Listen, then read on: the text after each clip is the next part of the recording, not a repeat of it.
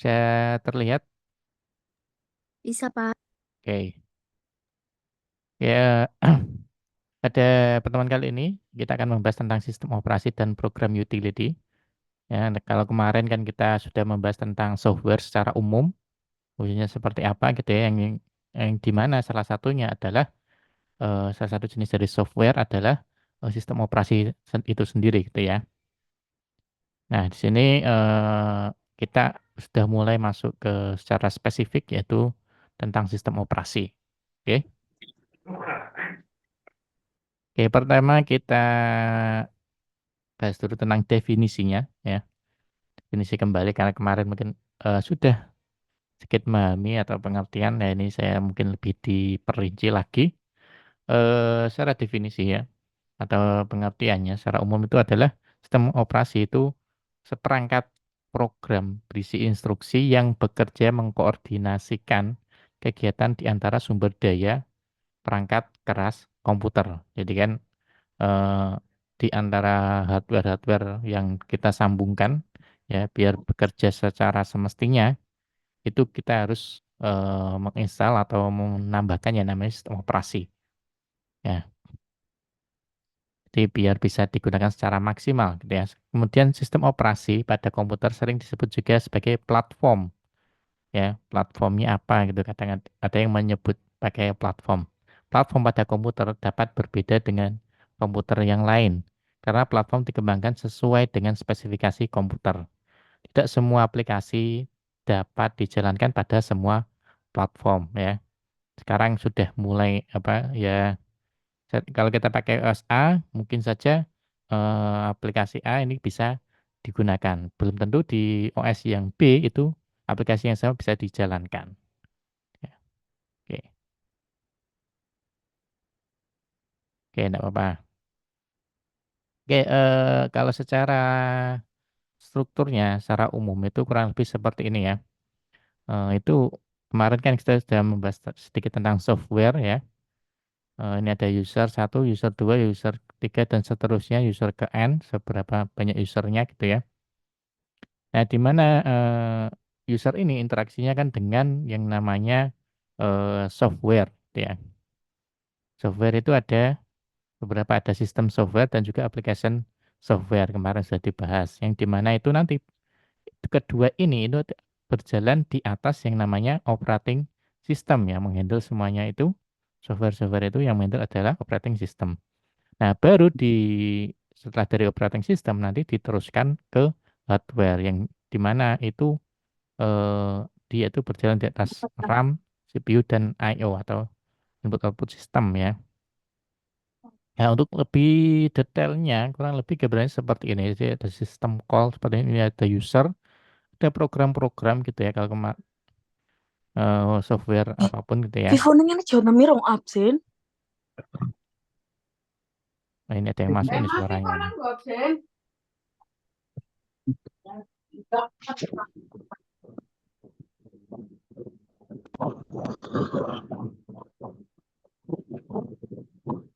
Ya, bentar, ini ada yang suara masuk. Nah, kalau secara lebih detailnya ya, OS itu kurang lebih seperti ini. Secara konsep ya, dia itu berjalan di atas hardware gitu, yang dimana itu dia itu tersimpan itu di dalam RAM ya. Ketika sudah berjalan itu dia simpan filenya itu berjalan di atas RAM. Jadi besar kecilnya RAM itu berpengaruh pada sebuah OS gitu ya. Dan di sini nanti baru dioperasikan melalui CPU, I/O atau I/O device gitu ya. I/O device itu apa? Contohnya ada kalau untuk outputnya itu ada monitor, kemudian ada speaker gitu ya. Kemudian kalau di apa? Di untuk inputnya itu kita biasanya pakai mouse, keyboard, dan lain-lain gitu. Nah, itu dikoordinasikan oleh operating system juga gitu ya. Nah, di mana RAM ini ya, kalau mungkin kalian menemui Pak, kalau RAM 2 giga kira-kira diinstal Windows 10 lancar enggak, Pak? Nah, kalau mungkin Windows-nya yang zaman dulu, kalau itu mungkin lancar, apalagi Windows Windows-Windows yang di bawah Windows 8 ya, Windows 7 dan seterusnya itu 4 GB, 2 GB masih sangat aman. Nah, kalau kita bicara Windows 10, 11 gitu ya, itu 4 GB saja sudah sangat ngos-ngosan gitu. Artinya suatu operating system itu sangat bergantung pada RAM ya, karena dia berjalan di atas RAM. Kurang lebih seperti itu. Jadi kalau semisal apa kadang Windows-nya sering blue screen gitu. Ya, coba dicek yang pertama adalah dari sisi RAM-nya. Biasanya ada yang bermasalah. Kalau hardware-nya bermasalah begitu.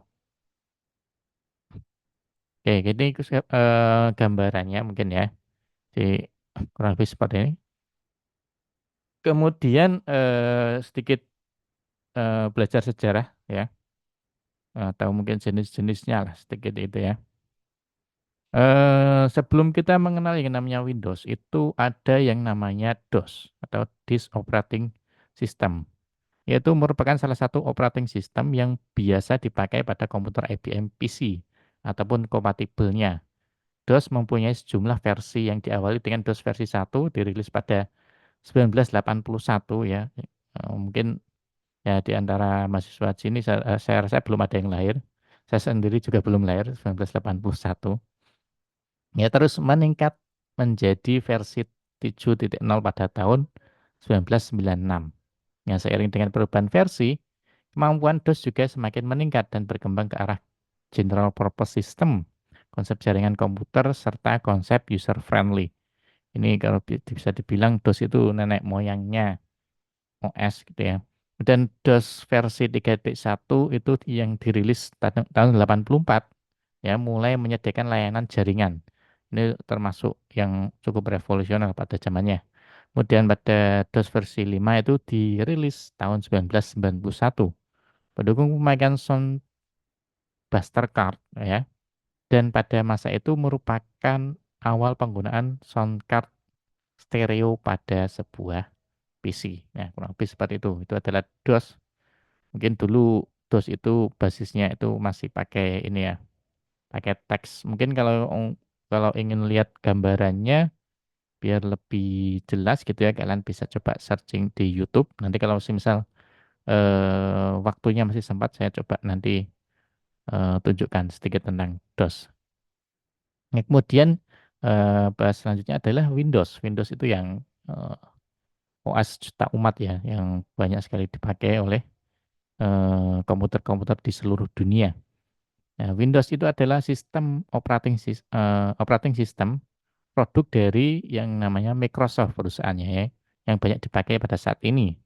Nah, itu pada tahun 92 Microsoft perkenalkan operating system Windows 3.1 yang merupakan suatu sistem operasi yang mengizinkan pemakai untuk menjalankan berbagai program secara serentak serta membagi informasi antara program-program yang ada, gitu ya. Ini saya nemu screenshot-nya agak buram, nanti bisa coba cari Windows yang apa zaman dulu gitu ya. Nah, program-program yang ada bisa ditampilkan dalam bentuk jendela. Ya, kenapa dulu penamaannya Windows ya, karena yang mungkin yang mempunyai ide terkait tampilan-tampilan berupa jendela-jendela gitu ya. Itu adalah Microsoft gitu. Makanya dia menyebutnya adalah Windows, ya itu adalah fitur utama dari Windows tersebut gitu ya. Kemudian seperti halnya dengan DOS ya, Windows operating system juga memiliki berbagai versi ya, ini tipe seperti misalnya Windows 3.11, kemudian Windows NT, dan pada 1995 itu muncul Windows 95 yang memiliki kemampuan yang untuk mengakses internet. Nah, ini cukup eh, mendunia juga waktu itu, yang selanjutnya disempurnakan pada keluarnya Windows 98. Kalau dulu penamaan Windows itu berdasarkan tahun rilisnya gitu ya. Kalau sekarang entah dari mana hitungannya gitu. Kemudian pada tahun 2000 ya, secara resmi Microsoft mengeluarkan sistem operasi terbarunya yang namanya Windows 2000. Ya, ini Windows Pro, Windows 2000 Pro ya. memiliki keandalan manajemen dan keamanan, lebih mudah digunakan, lebih cepat, serta lebih kompatibel dengan berbagai perangkat lunak maupun keras. Mudah dikelola serta lebih aman. Nah, ini Windows Pro pertama itu ya. Kemudian 14 September 2000 masih di tahun yang sama ya, tahun 2000 itu Windows merilis yang memiliki kemudahan pada saat bekerja dengan file, bekerja dengan web, bekerja dengan komputer lain yang terhubung gitu ya, atau internetan, serta berbagai kemudahan-kemudahan yang lainnya. Ya, kalau zaman dulu itu sudah sangat menjadi fitur yang sangat istimewa ya. Kalau sekarang mah pakai HP semua itu tadi bisa dilakukan ya. Ya kurang lebih timelinenya seperti ini ya. Misalnya dari 93 sampai 2003 itu Windows Server, Advanced Server, NT Server 3.5 sampai 4.0 dan seterusnya kurang lebih seperti ini. Kemudian kalau Windows yang versi apa untuk umumnya gitu ya, kan yang server itu kurang lebih timelinenya seperti ini sampai tahun 2000-an. Kalau untuk sekarang sampai 2000 Windows 11 itu sudah saya rasa perkembangannya sudah ke sangat banyak fitur-fitur kecil. Kalau di sini yang saya poinkan gitu ya yang merupakan fitur dasar yang dimana itu jadi apa sebuah revolusi teknologi juga ya. Oke, saya lanjutkan. Selanjutnya ada yang namanya Mac OS ya. Bagi yang mungkin fanboy Apple harusnya sudah eh, tidak asing dengan yang namanya Mac OS. Mac OS atau biasa disebut juga atau kepanjangan dari Macintosh Operating System itu merupakan OS yang pertama menggunakan sistem GUI ya atau Graphical User Interface. Para pemakai komputer begitu takjub melihat Macintosh yang sangat ramah dalam melayani pemakai komputer. Pemakai tidak perlu banyak menulis perintah. Ya, kalau DOS itu memang isinya cuma teks-teks kurang lebih seperti itu. Cukup menunjukkan gambar-gambar yang ada, maka dengan cepat Macintosh akan mengerjakan tugas sesuai gambar yang ditunjuk. Jadi kayak ya seperti konsep komputer zaman sekarang gitu ya. OS ini sangat hanya kompatibel dengan komputer Apple saja. Dari awal berdirinya Apple itu sudah sangat ini ya, kapitalis sekali ya. Kemudian Unix terkait macOS masih terkait macOS ya. Unix adalah sebuah operating system yang pada awalnya dikembangkan oleh Bell Labs pada tahun 1969 sebagai sebuah sistem yang berkonsep interaktif time sharing. Pencipta dari Unix adalah Ken Thompson dan Dennis Ritchie pada tahun 1974. Unix ini menjadi operating system pertama yang ditulis pada dalam bahasa C dan sistem operasi yang sifatnya terbuka atau standar. Unix telah terstandarisasi oleh IEEE gitu ya. IEEE bahasanya kalau bahasa Inggris I itu bacanya I, kalau E itu bacanya IEEE gitu ya. Sebagai portable operating system interface, yaitu terkait Unix yang dimana itu menjadi basis dari macOS juga. Kemudian selanjutnya kita ketemu yang namanya Linux. Apa itu Linux? Ini adalah sebuah sistem operasi komputer seperti halnya Macintosh atau OS2, Solaris maupun Windows. Ya, Linux merupakan turunan dari sistem operasi Unix. Berarti Unix itu adalah induknya gitu ya, yang memiliki seluruh kemampuan dan keunggulan dari sistem Unix. Di Linux adalah sistem operasi berbasis GPL, General Public License, yang berarti Linux dapat dikopi secara bebas tanpa harus membayar license atau lisensi kepada pemegang lisensinya gitu ya. Dengan catatan source code harus selalu disertakan dalam penyebarannya gitu. Ya, Linux itu sendiri diciptakan oleh Linus ya namanya. Linus Torvald pada tahun 1991 di Finlandia ya. Saat itu Linus adalah seorang mahasiswa ilmu komputer di Universitas Helsinki Pada awalnya Linux masih sangat sederhana dan belum memiliki kekuatan seperti Unix komersial yang telah mapan. Tetapi dengan bantuan dari para hacker, berarti ya, makanya Linux itu sangat disukai oleh banyak hacker gitu ya. Linux terus mengembangkan Linux dan akhirnya memiliki kemampuan yang dapat disejajarkan dengan sistem operasi komersial lainnya. Lisensi Linux dipegang oleh Linus Torvalds sebagai penghormatan atas hasil jerih payahnya mengembangkan Linux. Jadi kalau kalian mau mengembangkan sistem operasi sendiri atau bikin OS sendiri gitu ya, dengan nama kalian sendiri gitulah, bebas, tidak apa-apa. Banyak sekali di luar sana atau bahkan orang-orang Indonesia juga yang sudah membuat Linux versi mereka sendiri gitu ya. Nah itu ya kita bisa kembangkan karena Linux ya bersifat open source gitu. Kemudian pada saat ini populasi pemakai Linux telah mencapai jutaan orang dan akan terus berkembang di masa-masa yang akan datang. Ya, dukungan dari vendor-vendor ternama seperti IBM, Silicon Graphics, kemudian Hewlett Packard atau HP ya yang sering kalian beli Terenak. juga. Oh, seafood, Apa seafood. apa istilahnya printernya gitu ya, laptopnya kan kalian juga sering pakai produknya HP, kemudian Compaq, kemudian Dell itu ya, produknya sudah sangat mendunia itu semuanya mendukung Linux yang telah membuat Linux menjadi kekuatan baru yang disegani. Kemudian Linux dalam dunia bisnis dan teknologi di Amerika ya.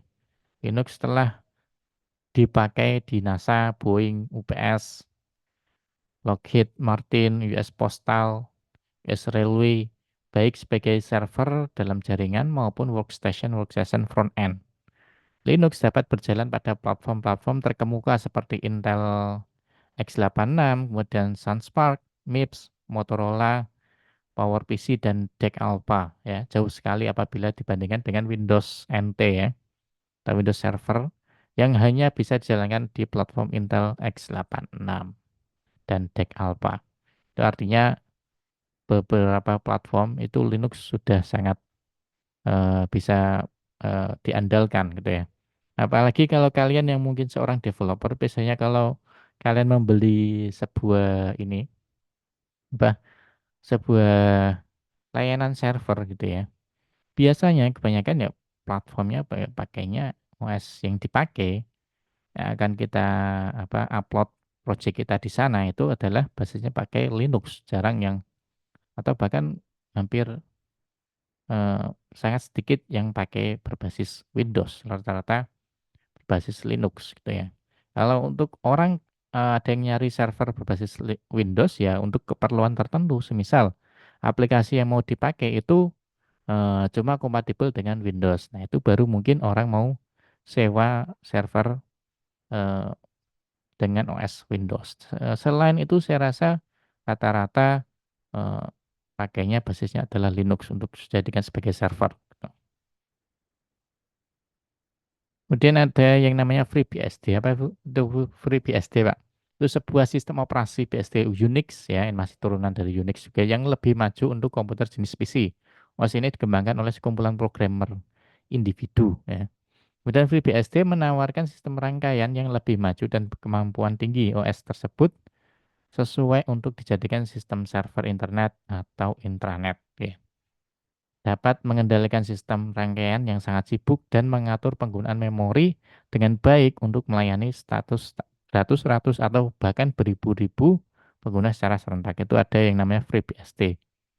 Kemudian perbedaannya antara FreeBSD dan Linux ialah Linux itu aplikasi terbuka atau open source gitu ya, di mana kode-kode program diberikan secara cuma-cuma dan aplikasi Linux itu bisa dikembangkan oleh siapa saja. Ya, sedangkan FreeBSD itu aplikasinya tertutup atau bukan open source gitu ya, yang diprogramkan oleh programmer yang membuat sistem operasi BSD, Berkeley Software Distribution. Kemudian ada yang namanya BOS, ya, atau adalah sebuah OS komersial baru yang menarik juga, ya. Sistem operasi BOS itu dibuat berdasarkan chip CPU, PowerPC, atau x86, ya. Ia membolehkan Anda bekerja dengan apabila aplikasi audio, video, image berdasarkan ada internet dan menyunting file berukuran berjuta-juta gigabyte serentak dalam waktu yang singkat.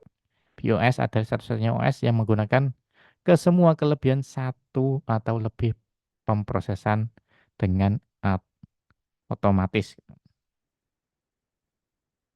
Kemudian ada juga yang namanya Sun Solaris, yaitu menggunakan mikro pemrosesan Spark ya atau x86.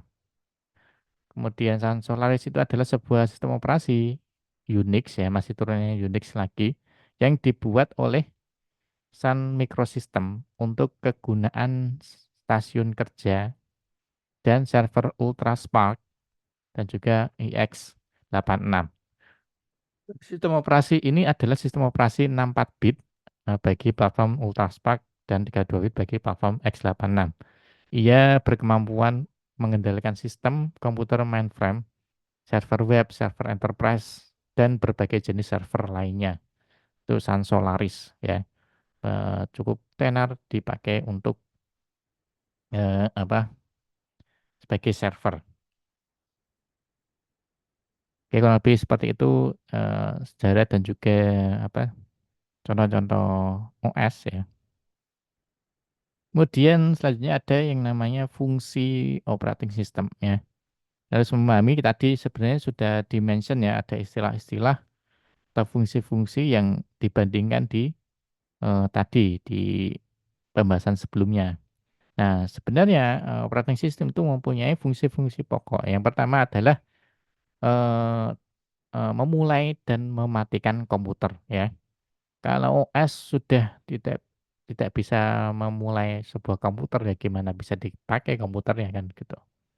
Kemudian menyediakan user interface ya. Kalau nggak ada user interface, bagaimana seorang user bisa berinteraksi ya. Masa kita mau memandengin prosesor, masa kita mau memandengin RAM gitu ya. Kan nggak bisa, nggak. Ya kita harus apa, melihat sebuah user interface yang dimana mungkin ditampilkan di monitor atau di layar gitu ya.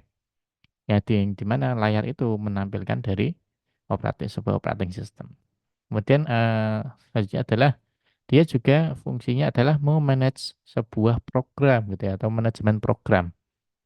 Itu setiap program itu nanti diatur mana yang harus jalan duluan, mana yang mungkin ketika RAM-nya terbatas mana yang harus dimatikan gitu ya. Dan juga manajemen memori ini keterkaitan satu dengan yang lainnya gitu ya. Kemudian ada koordinasi tugas. Jadi prosesor ini kuatnya berapa, jadi mana yang tugas yang harus dikerjakan dulu gitu ya. Ketika ya saya klik sesuatu, mana yang harus bertugas mengerjakannya itu yang melempar semuanya atau yang mengatur semuanya adalah operating system. Kemudian ada konfigurasi perangkat gitu ya. Kalau mouse itu ketika digeser, apakah dia harus bergeser ke kanan, ke kiri, ke bawah itu ya. Itu yang mengatur juga OS juga ya. Kalau OS-nya tidak support ya nggak bisa pakai mouse kan gitu. Kemudian meningkatkan koneksi internet gitu. Itu juga bisa di koneksi internet kita bisa utak-atik dengan memaksimalkan OS yang kita pakai. Kemudian memantau performa gitu ya. Kayak kemarin sudah saya demonstrasikan untuk apa? Pakai yang namanya gitu apa namanya? Saya kok lupa malah. Yang untuk ngelihat RAM, kemudian prosesor gitu ya. eh, Gunaannya sampai mana, berapa persen itu kita juga bisa memantau di Windows. Namanya sampai saya benar-benar lupa tadi apa ya. Klik kanan, oh Task Manager ya. Kita bisa memantau lewat Task Manager seperti ini ya. Tab yang performa, nah ini kita lihat CPU-nya berapa persen. Kemudian harddisknya, kalau harddisknya masih sehat harusnya seperti ini jalannya. Kalau harddisknya nggak sehat, kadang kita nggak ngapa-ngapain itu ada berjalan 10%, 20%, atau bahkan 50% itu artinya sudah harus diganti ya. Terutama yang pakai HDD ya, dia harus aware dengan kesehatan perangkatnya. Karena kalau yang rusak perangkat lain mungkin tidak masalah, bisa diganti. Kalau HDD itu datanya ya bakal hilang ya, kita nggak akan bisa menggantikannya. Kecuali kalau kita mau keluarkan uang lebih untuk merestorasi sebuah hard disk. Kemudian ada yang namanya manajemen file ya. Kita bisa mengutak-ngatik file mana yang kita simpan di mana gitu ya. Eh, kita kalau di Windows itu ada namanya Windows Explorer ya. Kemudian update perangkat lunak secara otomatis yaitu seperti kalau di Windows ya Windows Update gitu ya. Kemudian kita bisa mengontrol jaringan, kita mau connect jaringan yang mana pakai wireless atau pakai kabel itu juga bisa milih. Misal kita colokan kabel dan juga di situ juga ada apa? Ada untuk wirelessnya juga atau WiFi. Nah, kita bisa utak-atik situ dan mengelola keamanan pastinya. Kalau ada sesuatu virus yang masuk gitu, harusnya minimal sebuah OS itu punya perlindungan tersendiri. Nah, ini kurang lebih kalau digambarkan ya. Eh, yang pertama ya tadi ya untuk nyala dan matikan. Dan di sini kita juga administer security artinya ketika kita masuk kita harus masukkan PIN atau password ya. Kemudian kita juga bisa kontrol jaringan, kemudian kita bisa set Windows Update, kemudian kita juga bisa manage file ya, kita lewat File Explorer, monitoring performa kayak tadi ya. Kemudian kita ngecek kestabilan sebuah jaringan, kita ngecek koneksi ya, printernya apakah terkonek apa enggak, perangkat apa aja yang connect gitu ya. Kita bisa cek semua di PC kita.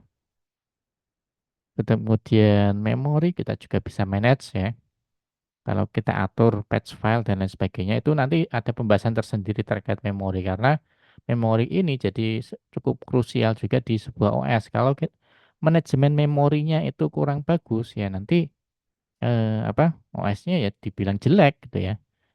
Mungkin kalau yang bagi pengguna iPhone mungkin ya yang cukup tenar. Kalau pengguna iPhone gitu ya, mungkin pernah ngelihat atau mungkin menemui, wah RAM-nya kok cuma 4 giga gitu ya. Padahal mahal kok RAM-nya cuma dikasih 4 giga gitu semisal.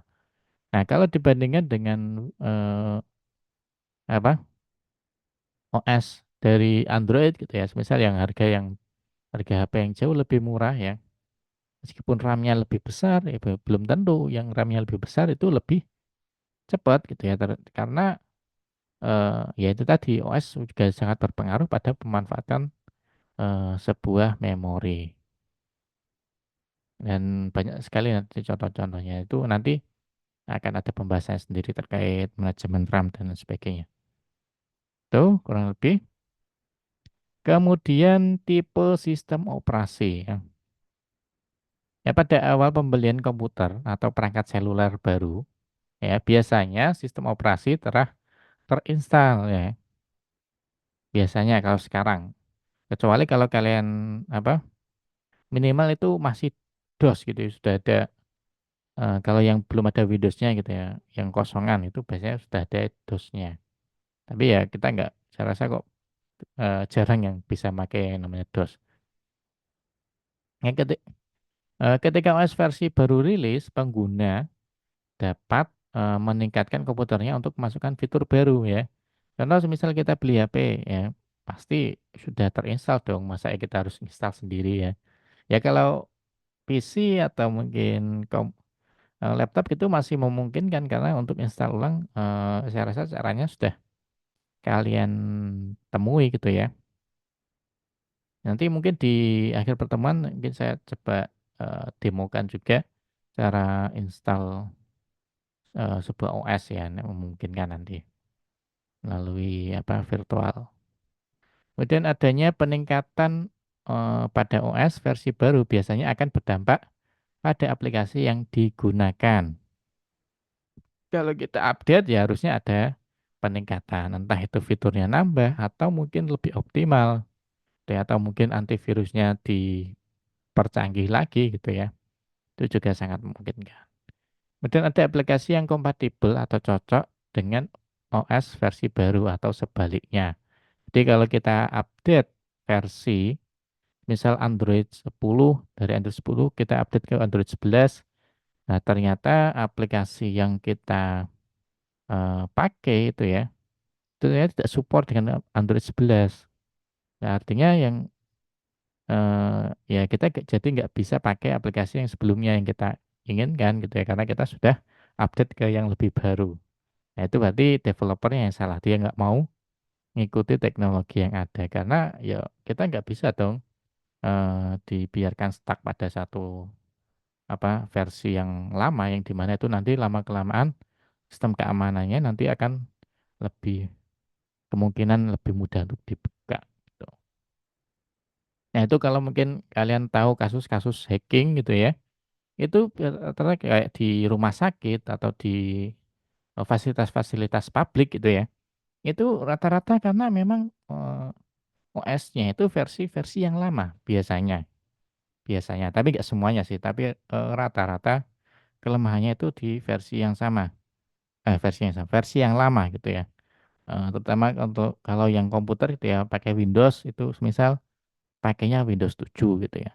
Oke, Windows 7 yang bagus kalau untuk eee, apa, untuk device-device versi lama gitu ya. Windows 7 bagus, tapi dia kelemahannya, dia sudah tidak disupport oleh, eee, apa, oleh Microsoft ya. Microsoft itu sudah nggak men-support lagi Windows 7 dan "Pak, kalau Windows 8 gimana Pak?" Windows 8 juga sudah tidak support dan sekarang yang masih banyak dipakai, hampir setengah lebih dari orang di bumi gitu ya, itu adalah Windows 10 dan yang terbaru itu ada yang namanya Windows 11. Nah, berita buruknya Windows 10 ini, sebentar lagi, saya kemarin tuh dengar beritanya Windows 10 itu bakal di-stop support-nya oleh Microsoft ya, untuk bakal nanti entah 1 atau 2 tahun lagi gitu, saya agak lupa. Itu, beritanya sudah cukup masif kemarin, yang di mana itu, dia tinggal update aja toh Pak, tinggal Windows 11. Oh, tidak semudah itu.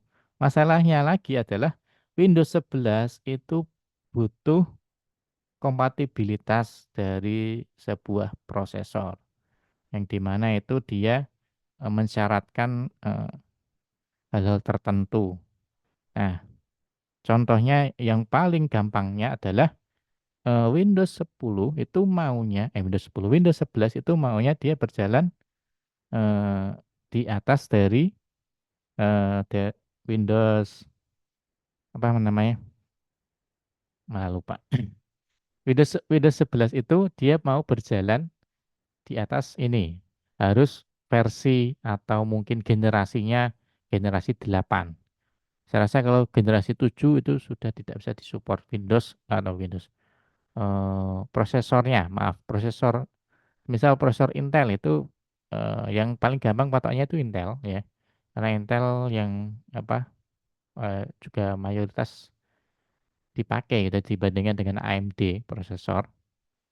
Ya itu prosesor dari Intel itu minimal yang versi 8 ya seingat saya ya, ke udah kalau di bawahnya otomatis tidak bisa di-update Windows 11-nya. Nah, Pak, kan nggak ada cara lain, Pak, biar bisa diupdate pakai Windows 11? Nah, ke Windows 11 itu ternyata bisa ya kita pakai yang namanya, ya biasa kayak ngekrek-ngekrek gitulah ya, kalau yang sering main gitu. Ya intinya di-crack, setelah itu bisa keinstall Windows 11. Tapi saya sering menemui coba dan menguji coba, install sebuah komputer yang tidak support dengan Windows 11, saya paksa install Windows 11. Pada akhirnya banyak sekali bug atau mungkin trouble di sana karena kita tidak stabilan dari Windows 11 karena berhubung dia mengenalnya, "Loh kok ini prosesornya kok nggak bisa men-support saya," gitu ya. Itu nanti kan, pada suatu saat nanti akan terjadi masalah. Nah,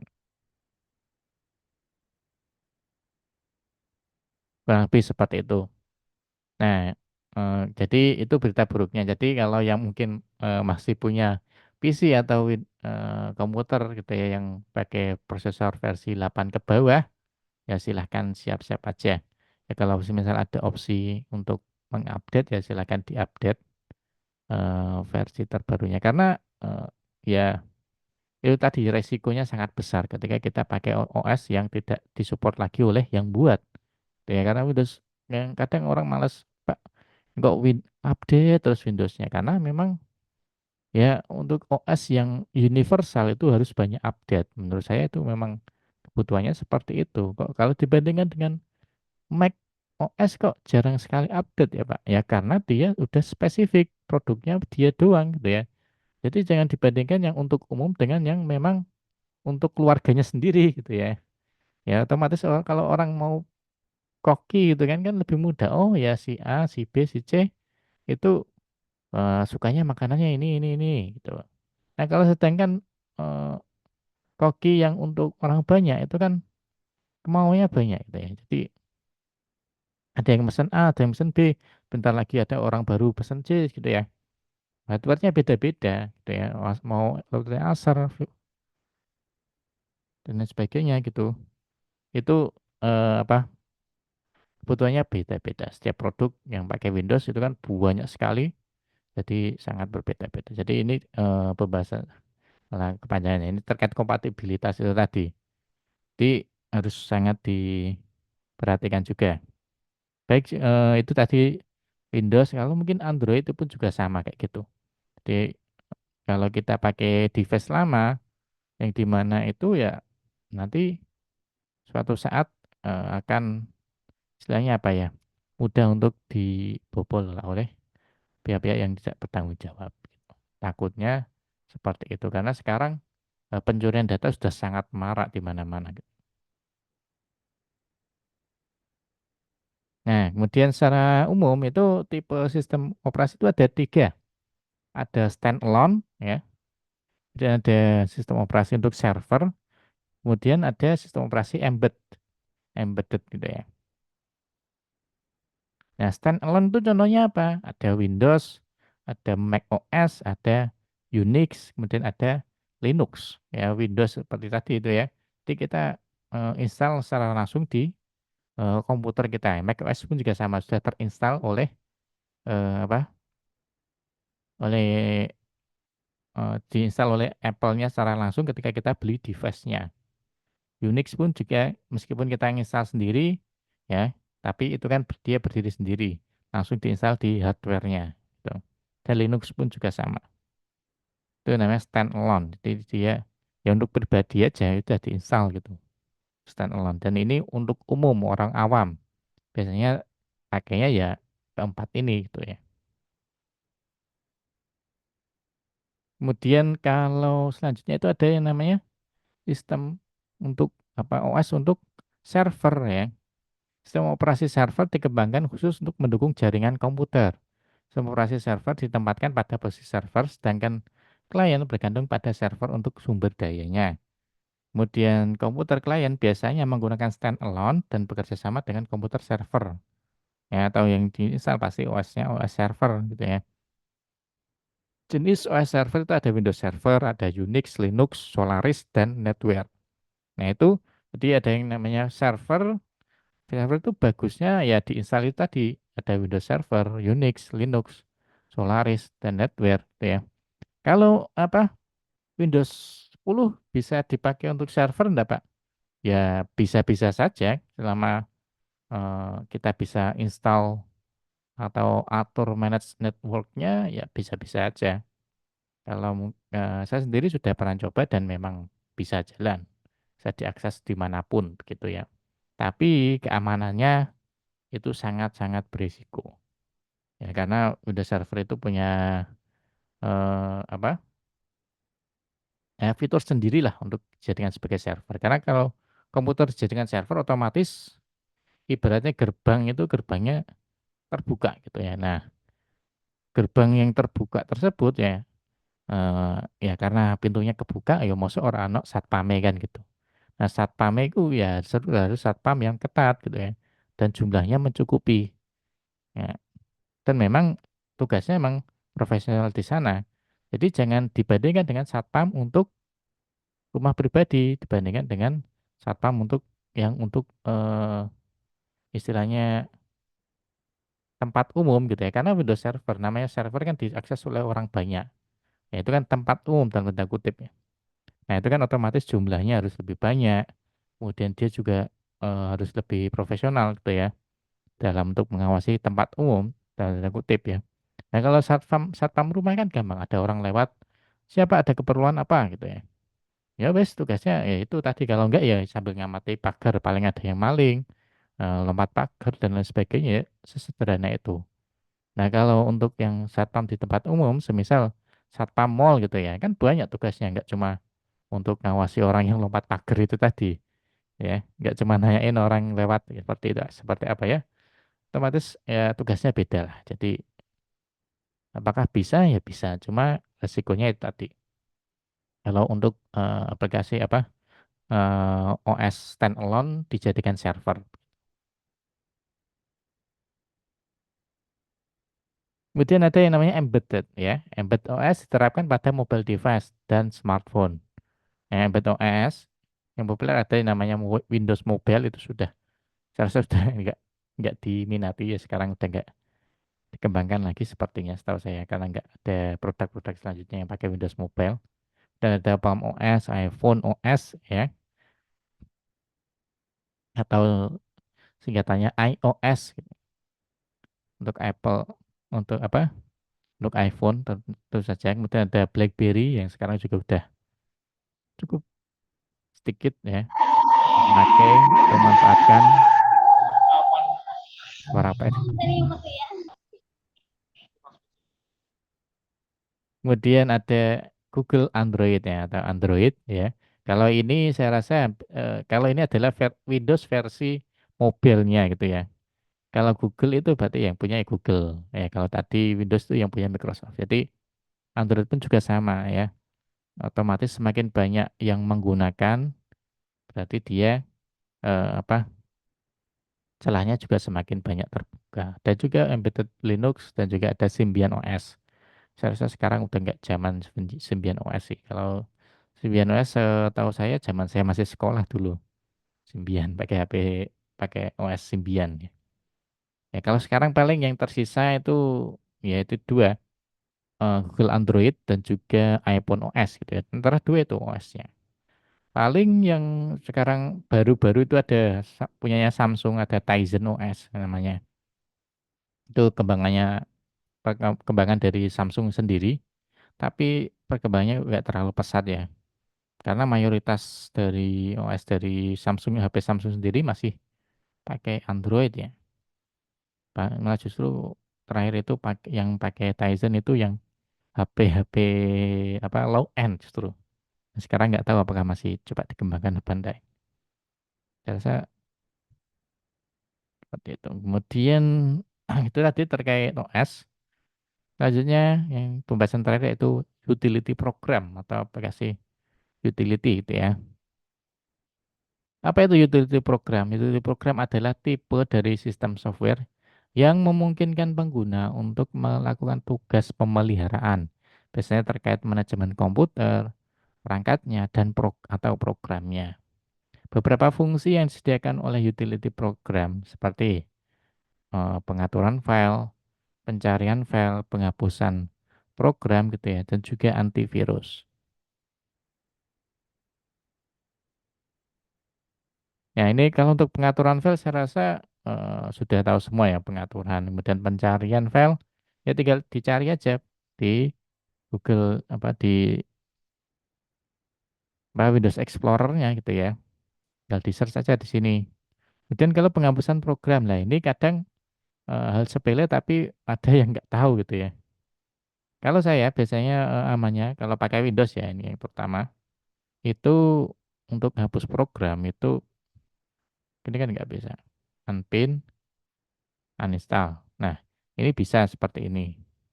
Tapi bagusnya ya, terutama untuk Windows-Windows yang sebelum Windows 11 ya, itu lebih efisiennya pakai kontrol panel. Ini kita bisa ngatur I/O atau perangkat-perangkat kita secara umum, ada sistem, user account, network internet, hardware ya kita atur hardware di sini, appearance tampilan gitu ya, jam atau region, akses dan lain sebagainya. Nah, kalau untuk program itu di bagian program ya, ini di sini ada fitur on and off dan sebagainya. Kemudian yang paling sering dipakai adalah uninstall program. Nah, bagusnya itu seperti ini ya. Kita buka apa? Kita control panel, uninstall, klik yang uninstaller ya. Nah, ini baru uninstall di sini seperti ini. Set uninstall gitu. Nah, itu cara uninstall yang sesuai prosedur. Dia antivirus. Antivirus ini sebenarnya boleh-boleh saja. Atau mungkin kalau Windows-nya sudah yang paling baru, itu saya rasa pakai Windows Defender sudah sangat cukup kalau yang pakai Windows. Dan apalagi kalau Mac itu saya rasa tidak perlu antivirus tambahannya. Tapi di sini contohnya mungkin di sini saya contohkan ada yang namanya sini saya pakai Norton nih contoh. Nah, ini juga salah satu apa? Nah, ini subscription-nya atau langganannya sudah expired. Ya kemarin saya coba pakai yang gratisan ini. Kemarin kan dapat ini bonusan. Nah, udah nggak bisa lagi pakai Norton ya berarti. Nah, ini juga cukup bagus juga. Nah, tapi fun fact ya, virus itu kebanyakan justru yang bikin adalah perusahaan antivirus. Percaya nggak percaya, biar antivirusnya di dirasa canggih gitu ya, itu mereka bikin virus yang dimana nanti mungkin harapannya antivirusnya mereka yang cuma bisa menangkal, kalau lebih seperti itu. Itu ada yang apa? Ada isu seperti itu ya. Jadi nggak cuma dari hacker, tapi dari orang yang buat produk antivirusnya justru ada yang modelnya seperti itu. Kemudian contoh program utility itu apa aja Pak? Contohnya tadi file manager, search utility, uninstaller, ya, image viewer, screen saver, firewall, ya. Ini masih terkait keamanan antivirus program, spyware, adware remover, internet, file compressor, media eh, player, disk burning, personal computer maintenance. Jadi ini intinya utility program ini adalah program dasar yang harus dimiliki atau yang dibutuhkan atau apa program dasar yang banyak digunakan ya. Oke, dan yang terakhir apakah ada pertanyaan?